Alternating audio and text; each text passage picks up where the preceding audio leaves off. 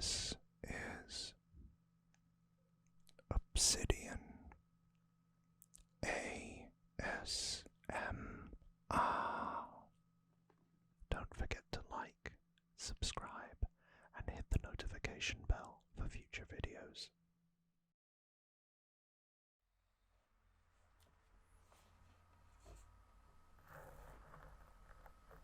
Hey,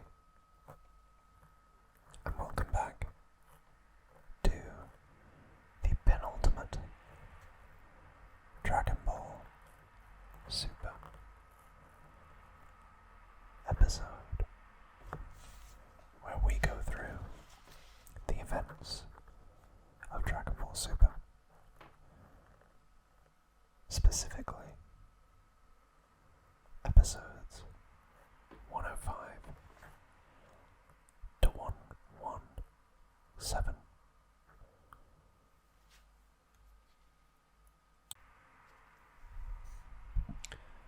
Last time, we left off with Top abandoning all notions of justice in order to focus on survival, with quite a few members and entire universes already having been erased.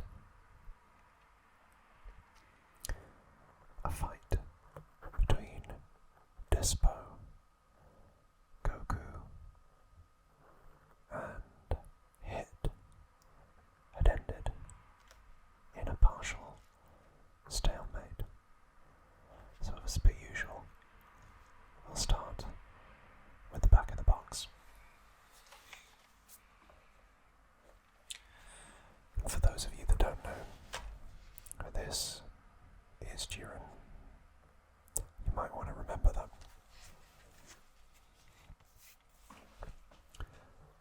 So competition gets fierce when universes are at stake. The tournament of power rages on. The second universe's warriors of love are out for blood. Frieza makes his move, and Goku's attention turns to Jiren. Unflinching resolve faces immeasurable power. As Saiyan and Bride Trooper test each other's capabilities, but when Goku's stamina starts to dwindle, can instinct save him? Time is winding down. Fighters are falling out. And the battles, well, they're just heating up.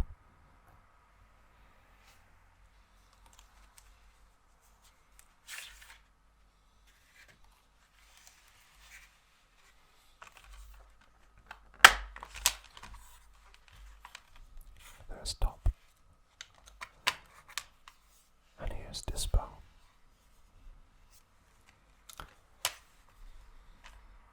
So we start off with episode 105.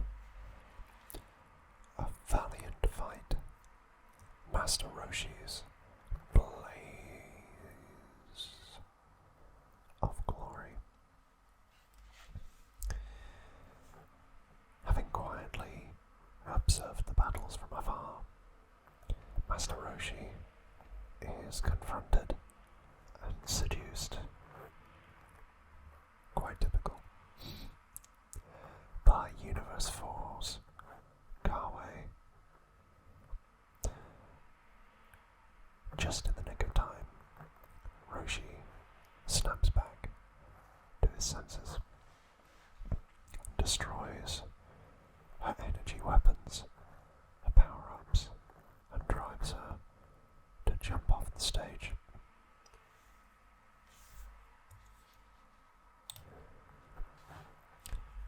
He's then challenged by Kawaii's teammate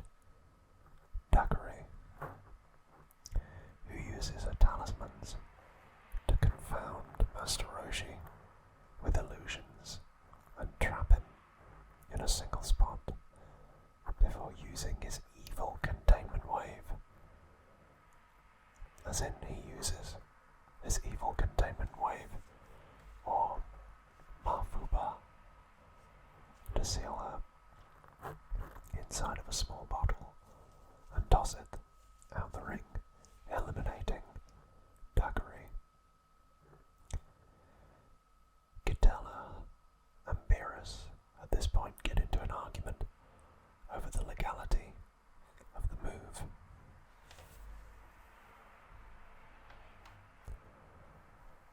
But the present Grand Zeno, as well as the future Grand Zeno, rule in Master Roshi's favour. Ganos, enraged at Roshi for eliminating his friends, challenges him and powers up into an avian form.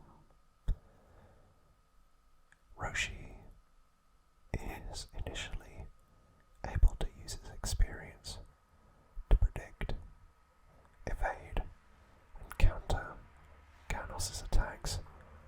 However, Ganos is able to grow more powerful the longer the fight drags on, and he rallies and delivers a fierce series of blows to Master Roshi, who attempts to hypnotize Ganos into falling asleep. But it doesn't work. Ganos demands that Master Roshi accept his limits and give up, but Roshi refuses. He unleashes a maximum power Kamehameha that does defeat Ganos, but it took too much out of Master Roshi's body, and he collapses.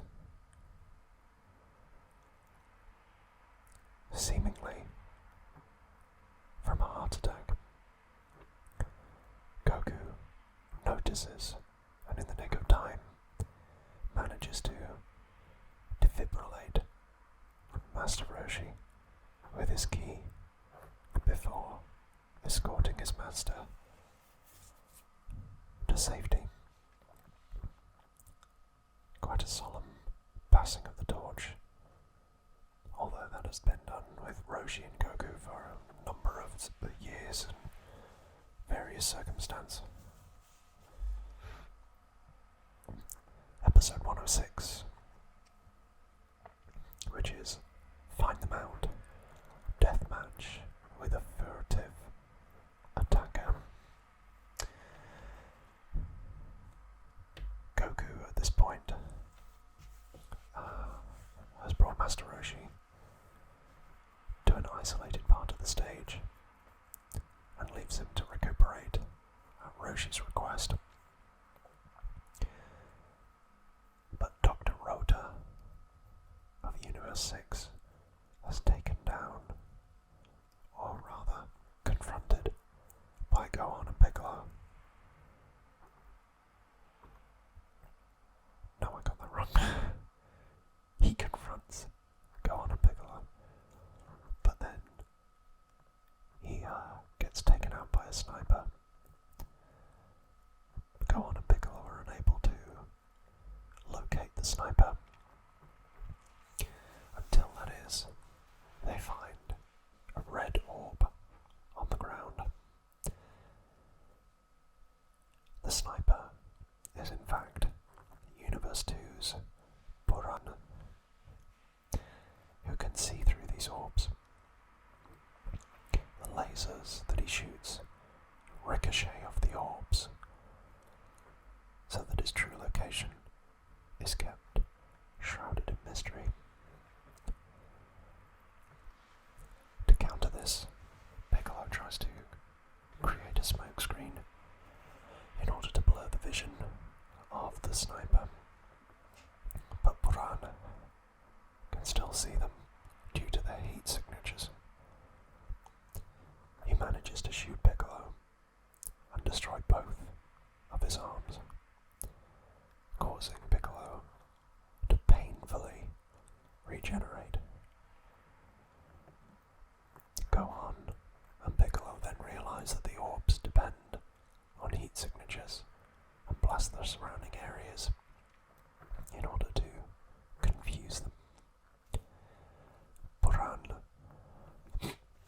then is forced out of his hiding spot and has to blast the entire area, allowing Gohan and Piccolo to realise who he is, or where he is, but for the meantime, hide from the bombardment. Tien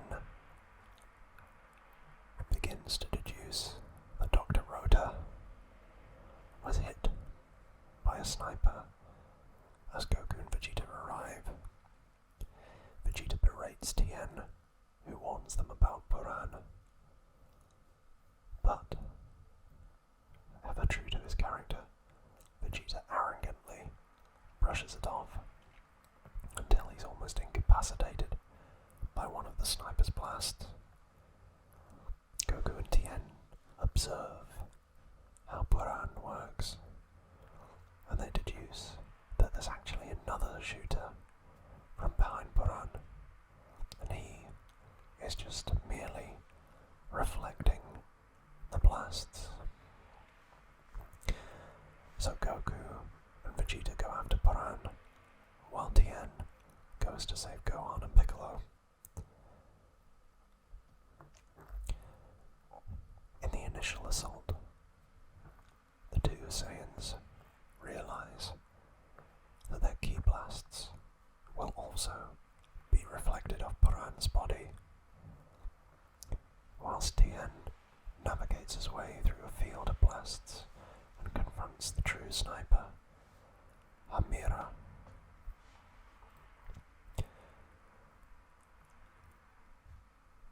Switching up back to Vegeta and Goku, now that they've realised that ki blasts will just simply get reflected or bounced off of Buran's body, they switch it up and use physical attacks and throw giant boulders at him.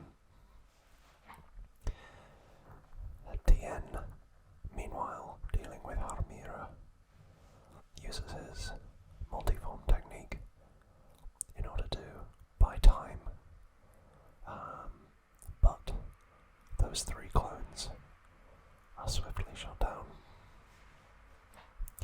It does give Tien just enough time to reach and defeat Hamira.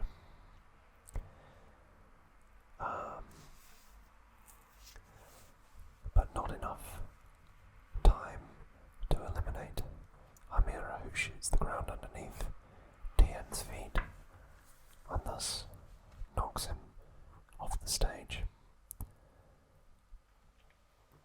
All isn't lost, because Tien's other three clones that had been shot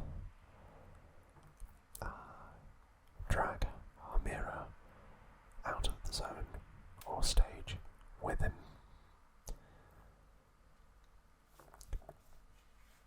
Beerus then does praise Tien for forcing the battle into a draw, but Tien is pretty beat up, as in he's upset about being defeated. Buran is confronted by Vegeta, and Dr. Rota comes back and attacks Buran as a revenge for shooting him. Swiftly from that point, Vegeta eliminates both Buran and Dr. Rota, which leads us into episode 107. Revenge F. A cunning trap is set. Machikayo of Universe 3 is effortlessly defeated by Jiren while confronting him and the remaining Pride Troopers. But Frost recalls convincing Champa to pardon him if he defeats the 7th universe in a humiliating manner.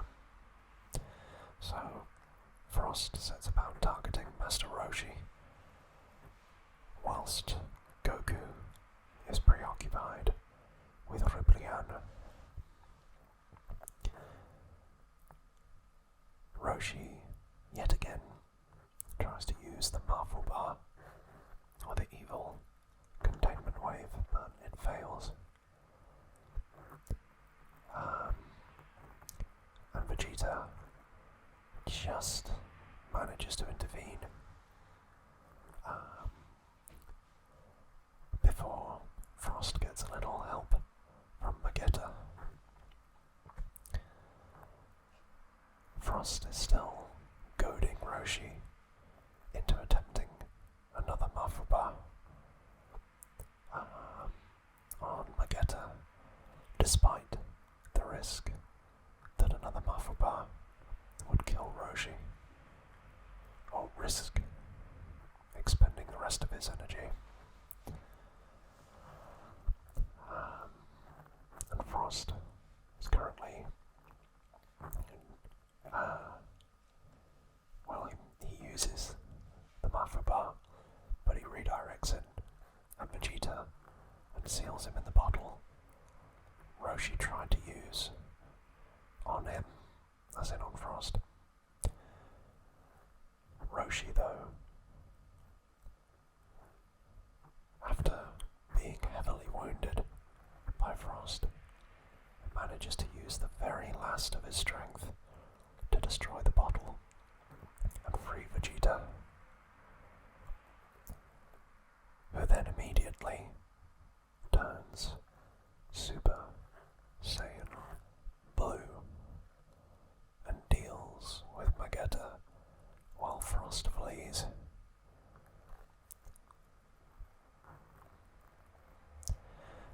Roshi at this point eliminates himself and receives a senzu bean, with the episode finishing with Beerus admitting that Roshi has earned his respect, which leads to episode 108, Frieza and Frost, a mutual malevolence. At this point, Goku is still battling Ribrian, while the deities of the top 4 universes speculate on who will win the tournament. Gohan at this point is confronted by Jimitsu and is overwhelmed by the Yardrat's instant transmission technique before Frieza intervenes. The Universe 7 group speculate that Frieza may indeed intend to betray them, so he can utilize the Super Dragon Balls for his own ends. And just as they say that, Frieza allows Jimitsu to resume his attacks on Gohan, only for a while, before again Frieza intervenes on a whim to save Gohan. And at this point, Jimitsu attacks Frieza, who swiftly eliminates the Yardrat in a antagonizing and demeaning manner. It is then that Frost appears with Frieza, and they confess that they'd formed an alliance before both attack Gohan.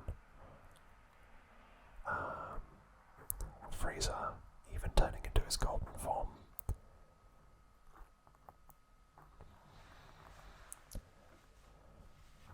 At this point, Frieza then teaches Frost how to enter his 100% full power state, only for Frieza to then eliminate him in a double cross. Gohan admits that he immediately figured out Frieza's plan because plot. But Frost, enraged by the double cross, attempts to attack Frieza from the spectator stands, prompting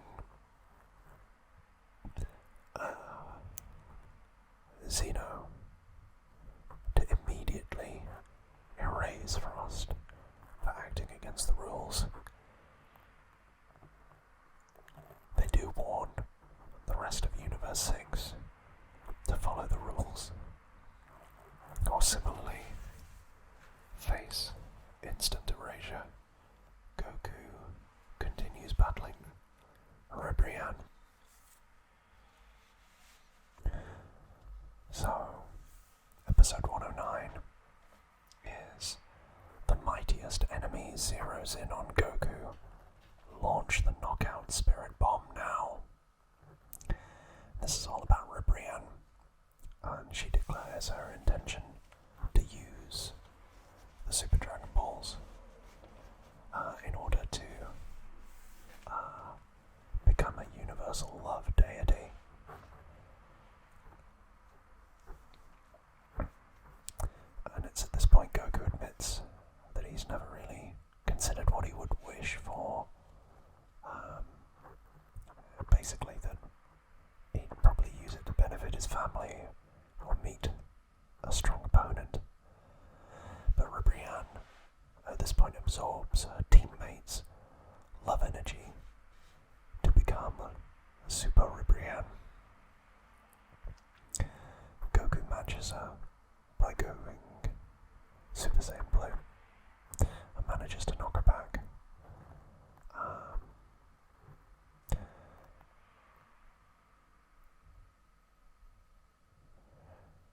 But effectively, when she gets knocked back, Ribrianne lands near Jiren, who at that point receives a telepathic message from Universe 11's God of Destruction, Belmont, to defeat Goku and demoralize the other universes. So Jiren overpowers Goku, who powers up to Super Saiyan Blue Kaioken times 20. But Goku is allowed to use his Spirit Bomb. Vegeta successfully thwarts Ribrianne's sneak attack, while the other Universe 7 teammates lend Goku their energy for the Spirit Bomb, and with it complete, he throws it. But Jiren easily deflects it with just one hand.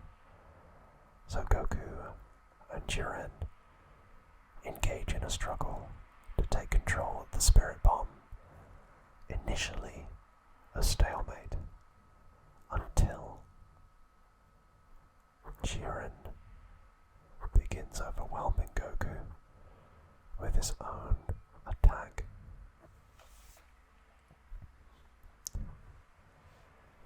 So episode 110 is Goku enkindled, the Awakened One's new Ultra Instinct.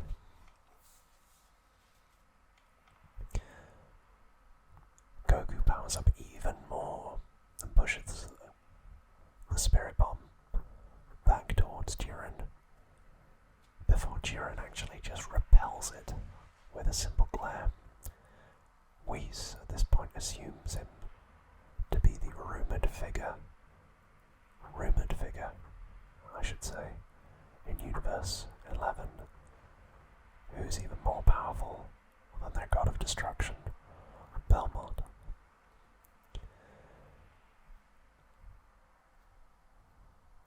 The two warriors can't claim the Spirit Bomb, and so it is forced to collapse into a small black hole, sucking Goku into it before it implodes. It is this point that Goku is assumed dead, and the Grand Minister rules that Jiren will not be subjected to disqualification because Goku was killed, technically, by his own attack. The two Xenos prepare to eliminate Goku before suddenly he rematerializes, having reached a whole new level of power. And he's now able to go toe to toe with Jiren. Whis realizes that Goku accidentally achieved the legendary deity technique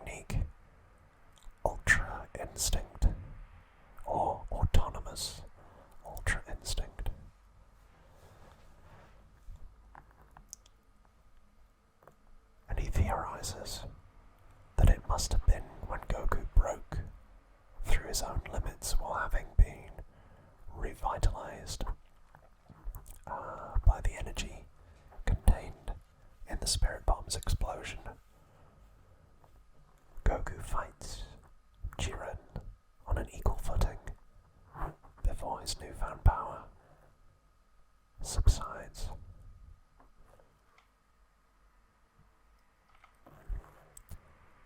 It's at this point that Jiren knocks Goku away, and he is blindsided by Hit, who attempts to take advantage of the opportunity.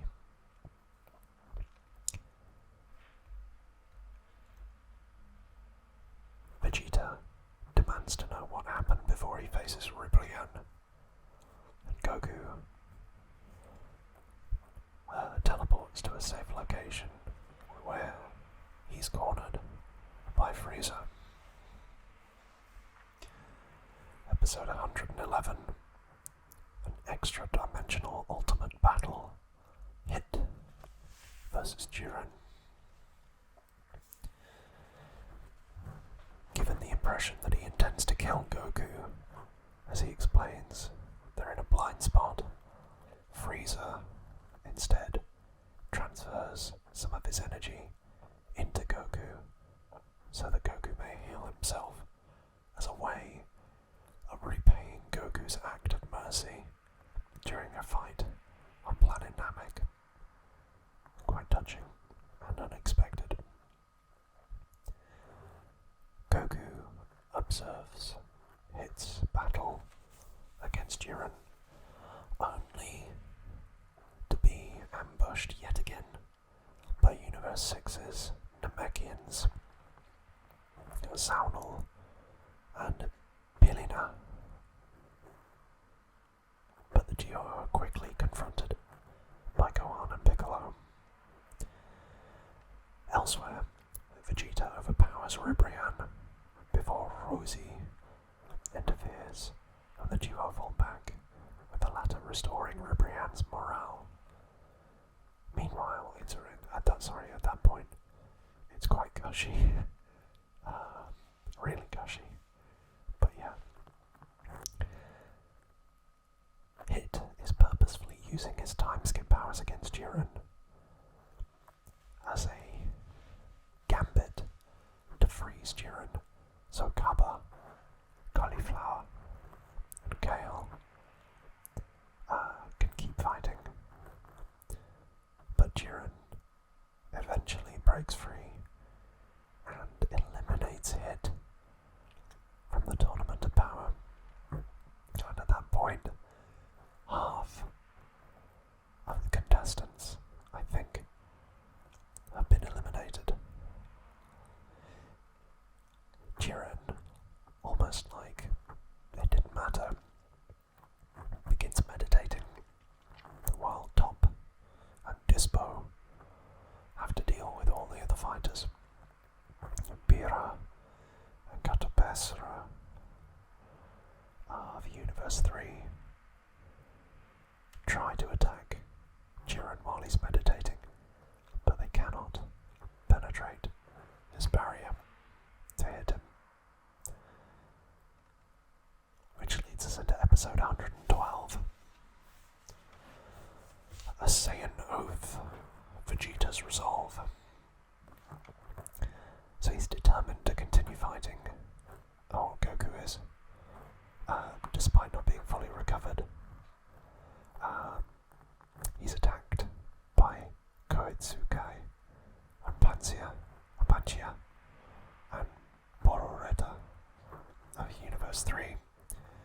And Gohan and Piccolo is still fighting, but Saul and Pilina, Cauliflower and Kale, both are in awe of Goku and Jiren and the battle that they just had, when they're confronted by Universe 4's Mona, and Kappa at this point sacrifices himself so that the girls can fall back due to being Universe 6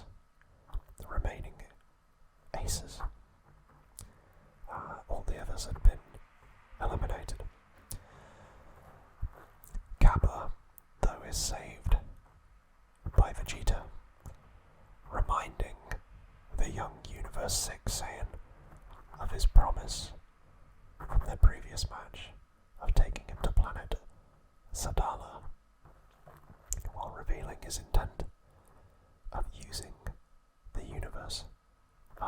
the Super Dragon Balls to restore Universe 6.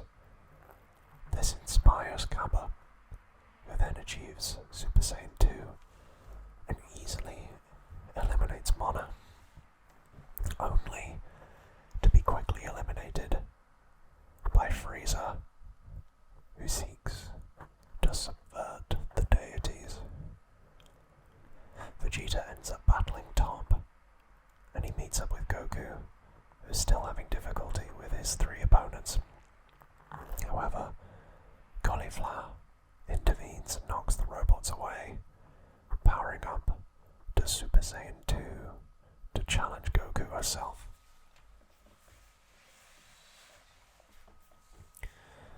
Which leads to episode 113, with great joy, the Fighting Freak Saiyans battle rejoined.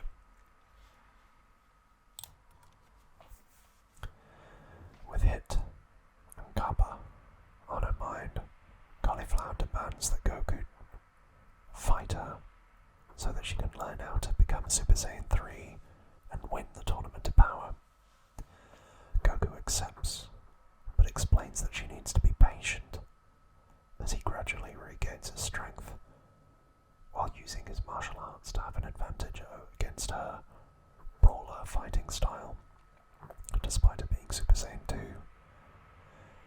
Goku does manage to enter Super Saiyan 2 himself after she adapts to his moves, Whis noting that the fight is bringing out her untapped potential, as she and Goku are evenly matched. But at that point, Goku calls in Kale to join the fight, holding himself against the female Saiyans until they start to match him with their teamwork. They land a massive combo attack on him, but Goku powers up to Super Saiyan 3 long enough to easily deflect their attacks. Cauliflower is satisfied, despite Goku being forced back into his Super Saiyan 2 form, adamant to reach that level of power, while Kale's desire to get stronger as well inadvertently causes her to transform into her legendary Super Saiyan form once again.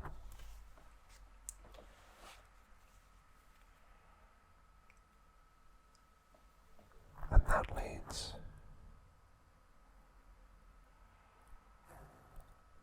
to episode 114, Blood-Curdling, the explosive birth of a new super warrior.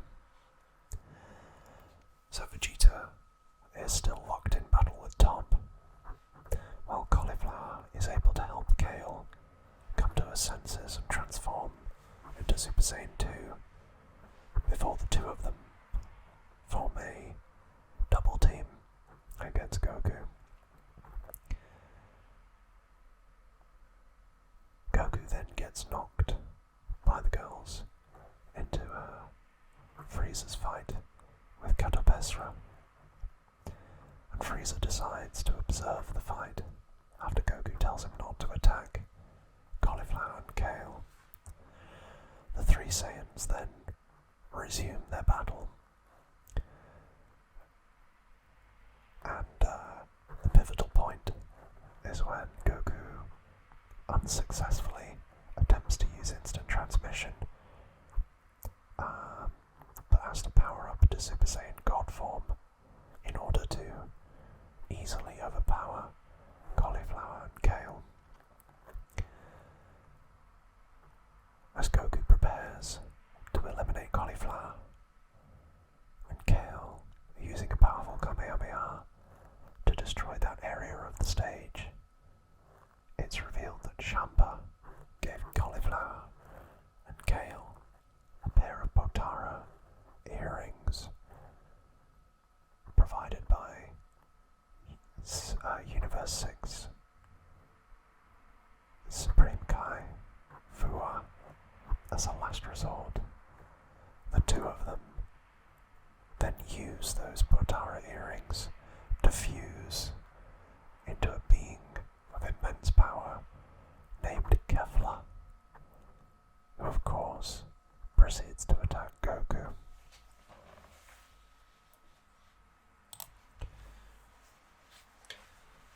Episode 115, Goku vs. Kefla, Super Saiyan Blue beaten. The fight between Vegeta and Top is still going on, as Gohan and Piccolo are still fighting Sawanel and Pelina, and Android 17 saves Android 18 from Kato Pesra. Goku is still locked in his fight with Kefla after the Xenos approved the use of the Potara earrings. The other universes decide against using Potara fusion due to the numbers disadvantage. Universe 2's Supreme Kai Pell gives his Potara earrings to Rabanra and Zabuto, only for the two of them to be caught in the path of the fight between Goku and Kefla, and the earrings being destroyed in the process. Kefla gains the upper hand after assuming a Super Saiyan form, and Goku has to go to Super Saiyan Blue and try to turn the tables with Kaioken. That does appear to work, until Kefla lands a sneak attack that knocks him straight out of Super Saiyan Blue. On the cusp of elimination, Goku unexpectedly reawakens in his autonomous Ultra Instinct form again, and easily dodges Kefla's attacks.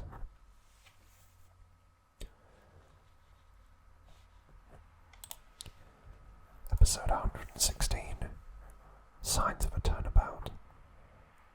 The autonomous Ultra Instinct erupts was actually dedicated to the memory of Hiromi Tsuru, who passed away on November 16th, 2017. Goku enters Ultra Instinct in response to Kefla's power, and she responds in turn by transforming into a Super Saiyan 2, but still can't land a punch on Goku, and her attacks are nowhere near strong enough to take him down. It's at this point that Jiren awakens from his meditation and rejoins with Top and Dispo. Whis explains that Goku's consciously attacking prevents him from using Ultra Instinct to its full potential, which leads Vegeta to realize that Whis was trying to teach Ultra Instinct to both Goku and himself, and resolves to try to master the technique. Goku realizes that he's running low on stamina and decides to quickly end the fight, using his Ultra Instinct powers to dodge Kefla's barrage of energy attacks, whilst also charging up a Kamehameha. Kefla does attempt to take him out, but he jumps up in midair and uses the charge up of the energy to slide over Kefla's attack and launch a point-blank Kamehameha that blasts her out of the stage and thus eliminates her, leaving Kefla split back into cauliflower and kale as their Potara earrings shatter just leaves Saunel and Pilina as the remaining Universe 6 fighters. And the final episode for tonight is 117, Showdown of Love, the androids versus the second universe. Goku is exhausted again from his battle with Kefla, and the focus shifts to Universe 2's 5 remaining warriors who try to attack him as Saunel and Pilina prevent Gohan and Piccolo from interfering. Vegeta is currently overpowering Cato Pestras after he failed to unlock his own version of Ultra Instinct.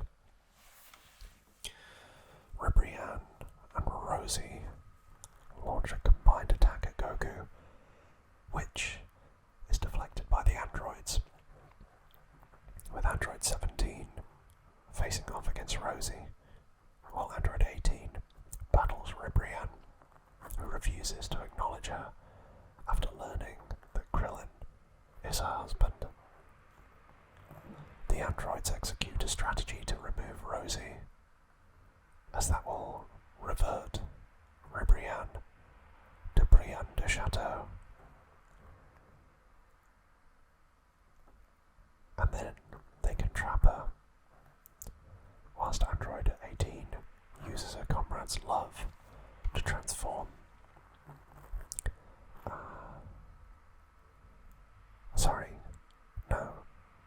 Brienne de Chateau manages to trap Android 18 while using her comrade's love to transform into a giant version of Super Ribrianne. Android 18 almost gives up until her love for Krillin and Marin gives her a new resolve to break free of Super Ribrianne's trap. And with the help of her brother, Android 17, 18 blasts through Ribrianne's giant form and eliminates her. Brienne realizes that she lost because of Android 18's adoration for Krillin.